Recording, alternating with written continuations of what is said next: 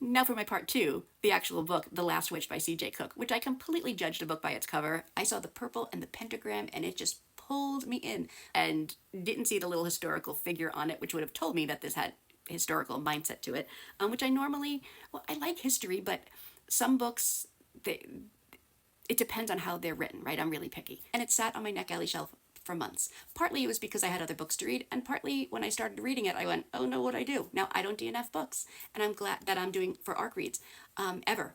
And I was a little bit nervous about this. And I was like, well, I'll just get through. But then, like a beacon from heaven, it's a Berkeley book, which means it's a Penguin Random House book. So went on to my little Penguin Random House app, and there it was waiting for me.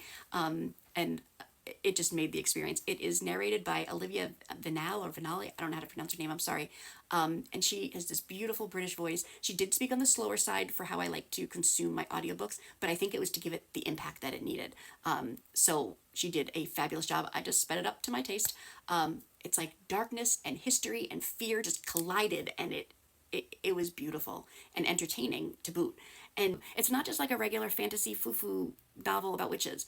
It's about witches and it gives you a lot, and there's an entertainment value, but it's about persecution and survival and power. There's a lot of social commentary that you could bring to today's day, but it's talking about, you know, a century ago. And what I really liked about it, CJ Cook's writing, who I've never read before, their writing is so cinematic in its presentation. Like you can feel, taste, smell everything what's going on because of their descriptions.